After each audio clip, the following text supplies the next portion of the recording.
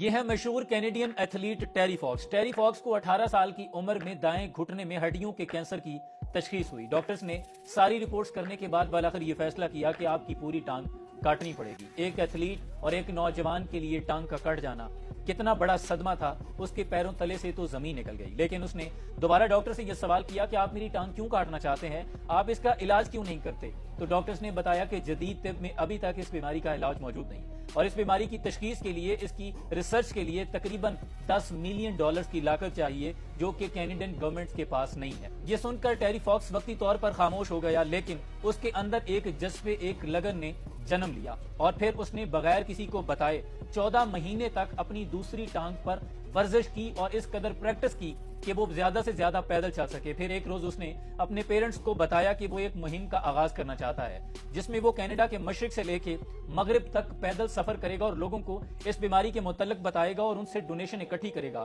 اور اس بیماری کے علاج کے لیے ایک ریسرچ سینٹر قائم کرے گا تاکہ اس کا اور اس جیسے اور بہت سے لوگوں کا علاج ہو سکے۔ یہ ہوتا ہے کچھ کر گزرنے کا جذبہ۔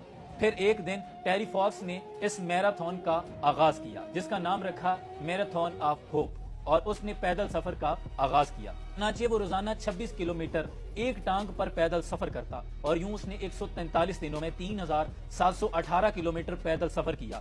لیکن پھر ایک روز اس کی طبیعت اچانک بگڑ گئی۔ جب اسے ہاسپٹل لایا گیا تو ڈاکٹرز نے بتایا کہ اس کا کینسر بری طرح اس کے لنگز کو ڈیمیج کر چکا ہے، لیکن ابھی تک صرف $1.7 ملین جمع ہوئے تھے۔ لیکن پھر یہ کہانی آگ کی طرح پورے ملک میں پھیل گئی اور ڈونیشنز چندے آنا جمع ہوئے، یہاں تک کہ $10.5 ملین جمع ہو گئے، جس کو ٹیری فاکس نے اپنے ہاتھوں سے کینسر ریسرچ سینٹر کے لیے وقف کر دیا۔ اور جس ریسرچ سینٹر کی بنیاد ٹیری فاکس نے رکھی، آج بھی اس میں ڈونیشن جمع ہو رہی ہیں اور اس کا اکاؤنٹ بیلنس $850 ملین سے بھی زیادہ ہے۔ لیکن موت کا وقت مقرر ہے۔ کہتا ہوں یہ بات بڑی مختصر سی ہے، چھپ کر چلو، یہ حیات بڑی مختصر سی ہے۔ اللہ نے قرآن میں فرمایا خلق الموت والحیات لیبلوکم ایکم احسن عملا۔